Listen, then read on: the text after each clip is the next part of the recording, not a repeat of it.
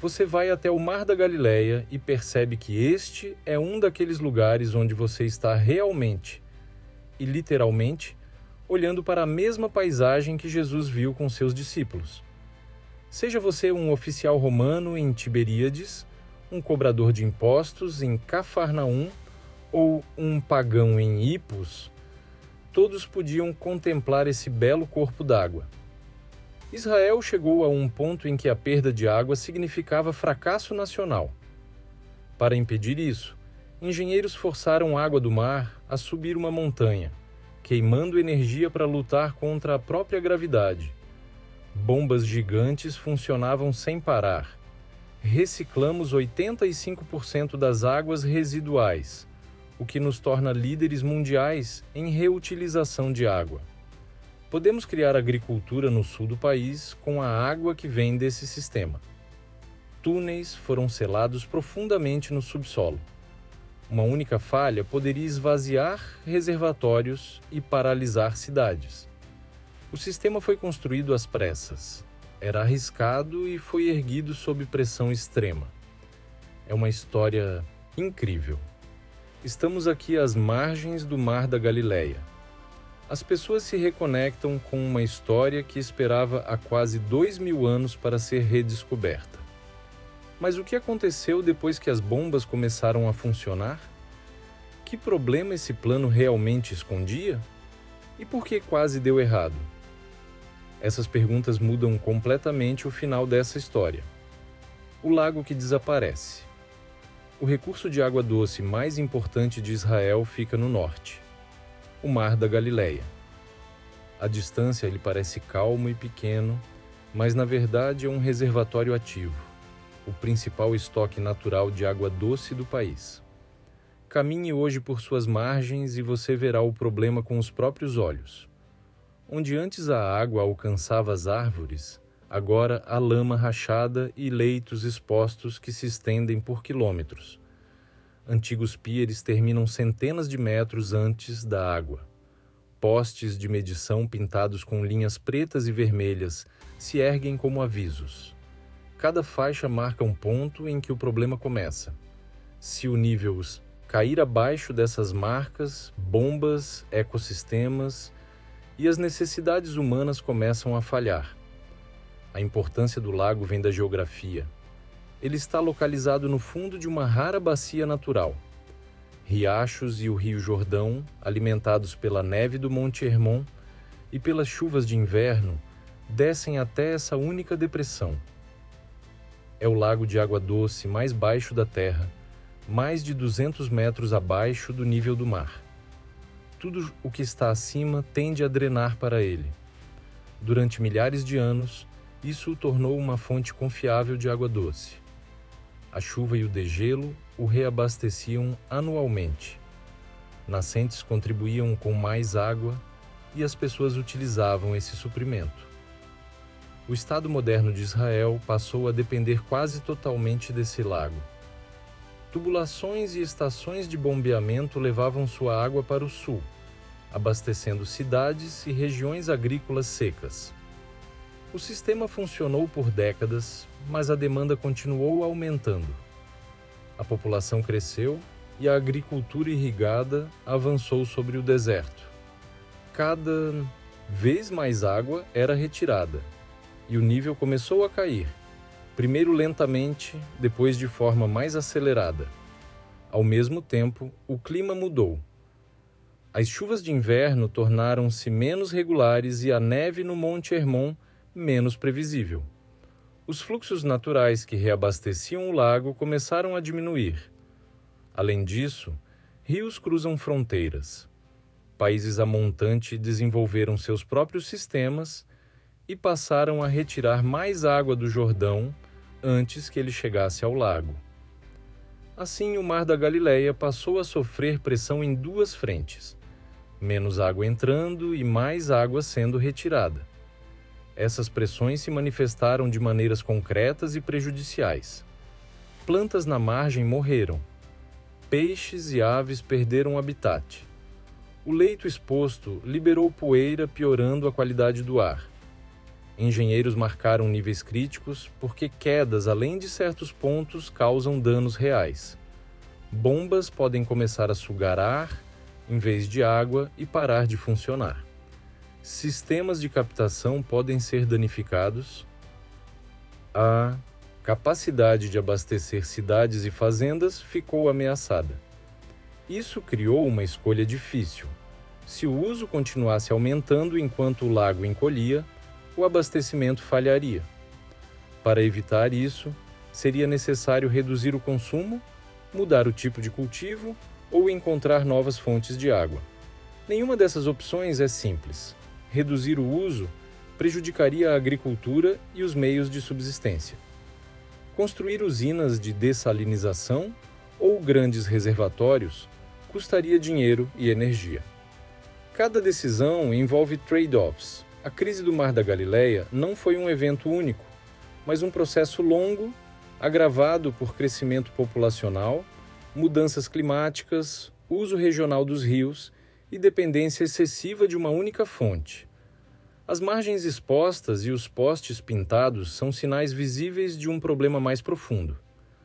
O sistema que sustentou o país está sob ameaça real. Enfrentar essa ameaça exige decisões difíceis sobre água, terra e a forma como a sociedade utiliza ambos. O primeiro, milagre: conquistar a geografia. Diante dessa escolha impossível, a primeira resposta de Israel não foi economizar, mas conquistar, dobrar a geografia à sua vontade. Era a década de 1950. O país era jovem, pobre e recebia ondas de imigrantes. A população estava dobrando. Essas pessoas precisavam de casas e, acima de tudo, de comida. A terra fértil estava concentrada no norte, ao redor do lago. O sul, o Negev, era um vasto deserto, belo, porém implacavelmente seco. A visão era simples e audaciosa. Se as pessoas não podem viver todas perto da água, então a água deve ir até as pessoas. Assim nasceu a ideia de um rio artificial, o Transportador Nacional de Água. O plano era tirar a água do norte, do sobrecarregado Mar da Galileia, e enviá-la para o sul por meio de tubos, canais e túneis, atravessando montanhas e desertos. Era um projeto gigantesco para uma nação que mal podia se sustentar. No auge da construção, 1 em cada 14 trabalhadores israelenses estava envolvido na obra. O país investiu cerca de 5% de seu PIB nesse único sistema. Era uma aposta total na água. O processo começava com um tubo de captação submerso no norte do lago. A água era puxada para um reservatório e então enfrentava seu maior desafio: as colinas centrais de Israel. A água precisava subir mais de 200 metros de uma vez, impulsionada por enormes bombas na estação de Saper. Era uma monumental vitória sobre a gravidade. Depois de atingir o topo, a água fluía por um grande canal aberto, o Canal do Jordão, aproveitando a força da gravidade. Por fim, entrava em um enorme duto de aço que serpenteava até o deserto do Negev. A transformação foi extraordinária. O Negev começou a florescer. Novas cidades surgiram. A agricultura explodiu. Israel passou não apenas a se alimentar, mas a exportar laranjas, abacates e tomates. O Mar da Galileia tornou-se o coração pulsante da nação. Mas o sistema tinha uma fraqueza fatal. Não criava água nova, apenas a movia. Toda a dependência continuava concentrada em um único lago. Se as chuvas falhassem ou o degelo diminuísse, todo o sistema sofreria. Com o tempo, a demanda superou a oferta. Décadas depois, secas severas nos anos 2000 fizeram o nível cair drasticamente. Linhas vermelhas e pretas nos medidores deixaram de ser símbolos teóricos e tornaram-se obsessões nacionais. Cruzar a linha vermelha significava deterioração da qualidade da água. Cruzar a linha preta significava desastre, salinidade irreversível e colapso do sistema. Israel enfrentou um dilema cruel: parar de bombear e prejudicar a agricultura ou continuar e destruir sua única grande fonte de água doce. Era escolher entre duas catástrofes. A conclusão foi dolorosa. Não era possível salvar o lago enquanto ele fosse a principal fonte. Era preciso deixar de depender dele. A resposta estava a oeste, no Mediterrâneo. O segundo milagre, criar água do mar. Israel voltou seus olhos para o mar. Mediterrâneo. Um país sedento diante de um mar infinito, mas salgado. O desafio era remover o sal em escala nacional. Dentro de uma usina como Sorek, uma das maiores do mundo, a água do mar é forçada através de membranas em um processo chamado osmose reversa. As moléculas de água passam, o sal não. O resultado é água potável produzida dia e noite em volumes gigantescos, mais de 150 milhões de metros cúbicos por ano em uma única instalação. O processo exige muita energia e investimento, mas trouxe uma revolução silenciosa. Em uma década, 5 grandes usinas estavam operando ao longo da costa. A maioria da água nas torneiras israelenses passou a vir do mar. A ligação ansiosa entre a torneira da cozinha e as nuvens de inverno foi cortada. Foi uma vitória monumental, mas não final. O lago deixou de ser a principal fonte para consumo doméstico, porém ainda abastecia a agricultura. Ele continuava encolhendo. Após anos de queda no nível da água, o mar da Galileia se aproximava novamente da linha preta. Israel havia criado uma nova fonte para as casas, mas o lago antigo ainda irrigava as fazendas. O problema era que, embora as torneiras nas cidades agora estivessem abastecidas por água dessalinizada do Mediterrâneo, os campos do sul ainda dependiam fortemente do mar da Galileia. A agricultura consumia enormes volumes de água. Mesmo com tecnologias avançadas de irrigação por gotejamento, uma inovação israelense que reduziu drasticamente o desperdício, a escala da produção agrícola significava que o lago continuava sendo drenado. A situação criou um paradoxo inesperado. Israel havia se tornado uma superpotência global em tecnologia da água. Liderava o mundo em dessalinização e reutilização de águas residuais. Cerca de 85% das águas usadas no país eram tratadas e reutilizadas, principalmente na agricultura. Mesmo assim, seu lago mais importante continuava à beira do colapso. Um sistema à beira do limite. Que tornou a situação ainda mais arriscada foi a estrutura física do sistema. As estações de bombeamento e os túneis subterrâneos foram projetados para operar dentro de uma faixa específica de níveis de água. Quando o lago descia demais, não era apenas uma questão ambiental, tornava-se um problema mecânico e estrutural. Se o nível caísse abaixo da linha preta, as bombas começariam a puxar ar e sedimentos. Isso poderia danificar permanentemente o sistema. Reparar essas infraestruturas exigiria tempo e bilhões de dólares. Além disso, a salinidade crescente ameaçava tornar a água inutilizável para plantações sensíveis. A cada ano de seca, a margem de segurança diminuía. A natureza já não cooperava como antes. Os invernos eram mais curtos, as chuvas mais irregulares.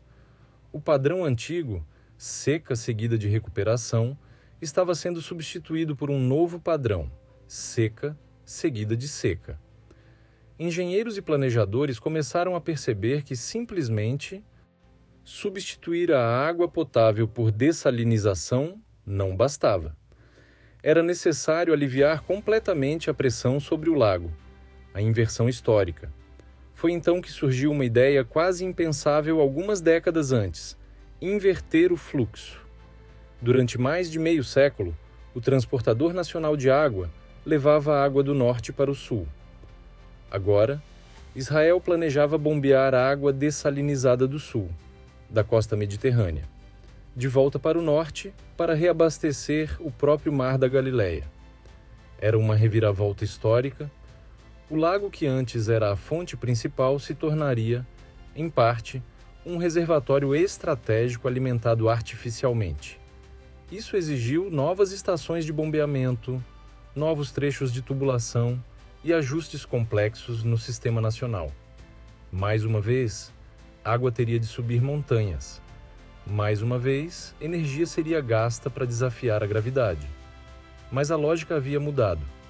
Antes, a água natural sustentava o país. Agora, a água fabricada sustentaria a natureza, criando resiliência. Ao combinar três pilares, dessalinização em larga escala, reutilização massiva de águas residuais e a possibilidade de reabastecer o lago artificialmente, Israel começou a construir algo mais do que um sistema de abastecimento. Estava construindo resiliência. O país deixou de depender exclusivamente da chuva. Criou múltiplas fontes, distribuiu riscos e transformou um sistema vulnerável em uma rede flexível. Ainda assim, desafios permanecem. A dessalinização consome muita energia. Isso significa custos econômicos e impactos ambientais, especialmente se a energia vier de combustíveis fósseis. O descarte da salmoura concentrada de volta ao mar também precisa ser cuidadosamente monitorado para evitar danos ecológicos. Além disso, mudanças climáticas globais continuam alterando padrões de precipitação em toda a região. O Jordão continua sendo um rio compartilhado entre países, com tensões políticas constantes. Uma nova relação com a água, talvez a maior transformação tenha sido cultural. Durante gerações, o Mar da Galileia foi visto quase como um milagre natural eterno. Hoje, ele é entendido como parte de um sistema delicado que precisa ser gerenciado ativamente. A água deixou de ser apenas um recurso e passou a ser uma questão estratégica central, ligada à segurança nacional, à economia, ao meio ambiente e à estabilidade social. O lago ainda sobe e desce com as estações. Ainda depende da neve no Monte Hermon e das chuvas de inverno. Mas agora ele não está sozinho. Há um sistema inteiro pronto para apoiá-lo quando os céus falham. A história que começou com um lago sagrado e uma paisagem antiga tornou-se uma narrativa moderna sobre engenharia, adaptação e sobrevivência. E talvez a maior lição não seja sobre bombas ou tubos, mas sobre reconhecer limites e ter coragem de reinventar o sistema antes que ele entre em colapso.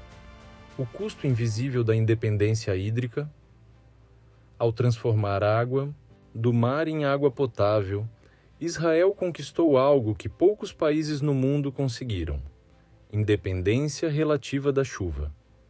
Mas essa independência tem um preço invisível. A dessalinização exige enormes quantidades de energia elétrica. As bombas que forçam a água através das membranas de osmose reversa operam sob pressões extremas. Mesmo com avanços tecnológicos que reduziram o consumo energético ao longo dos anos, o processo continua intensivo. Isso significa que a segurança hídrica passou a estar ligada à segurança energética. Se houver interrupções no fornecimento de energia, por crises regionais, falhas técnicas ou conflitos, a produção de água pode ser afetada. A água que antes dependia do clima, agora depende da infraestrutura elétrica. Essa troca de dependências é profunda. O risco climático foi parcialmente substituído por risco tecnológico e energético. Agricultura, sob nova lógica. Outro grande ajuste ocorreu no setor agrícola. Durante décadas, a agricultura israelense foi símbolo de conquista do deserto. Mas com a nova realidade hídrica, os agricultores tiveram de repensar o que cultivar e quanto cultivar. Culturas muito intensivas em água tornaram-se menos viáveis. O país investiu em sementes mais resistentes à seca, sistemas de irrigação ainda mais eficientes e monitoramento digital do solo. Grande parte da água usada na agricultura passou a vir de águas residuais tratadas. Isso reduziu drasticamente o uso de água doce para irrigação, mas também exigiu padrões rígidos de qualidade e controle.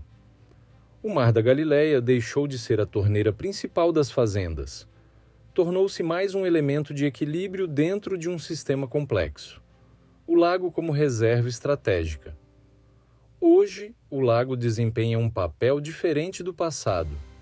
Em vez de ser a fonte diária de abastecimento para milhões de pessoas, ele funciona cada vez mais como uma reserva estratégica. Em anos chuvosos, pode se recuperar. Em anos secos, pode ser protegido. A possibilidade de bombear a água dessalinizada de volta ao lago cria algo novo, controle ativo sobre seu nível. Não depende mais exclusivamente da natureza.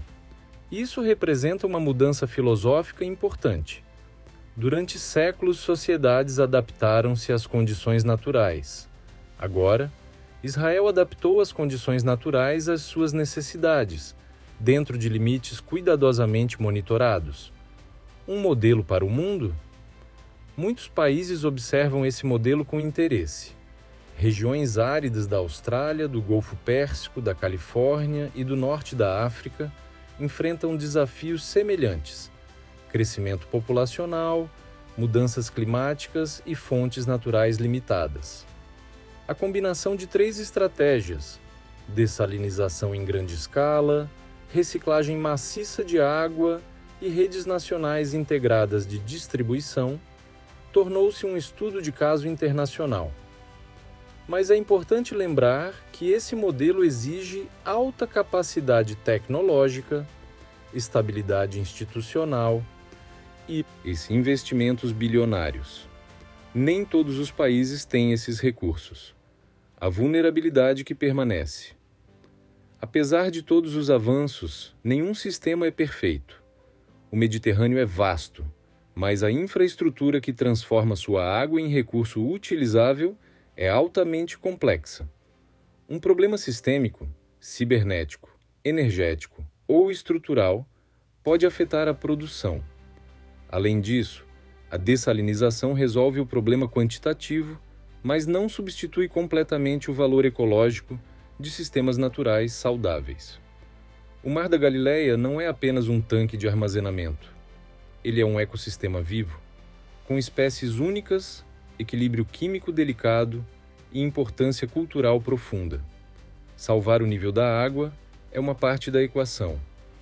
Proteger sua saúde ecológica é outra. Do milagre natural ao milagre tecnológico, a história completa do lago é uma transição entre 2 tipos de milagre. O primeiro foi geográfico, uma bacia natural que coletava água e sustentava civilizações. O segundo foi tecnológico, bombas gigantes, tubulações nacionais e usinas de dessalinização capazes de produzir rios artificiais. Mas talvez exista um terceiro milagre em construção, o milagre da adaptação contínua. Em vez de confiar em soluções únicas, Israel construiu redundância, diversificação e flexibilidade. Criou um sistema capaz de mudar conforme as condições mudam. Ainda assim, o lago continua ali, silencioso, refletindo o céu. Ele já foi o coração pulsante exclusivo da nação. Depois tornou-se um paciente à beira do colapso. Agora é parte de um sistema híbrido, metade natural, metade artificial. E essa talvez seja a verdadeira conclusão da história. Não é uma vitória definitiva sobre a escassez, mas um equilíbrio dinâmico entre natureza e engenharia.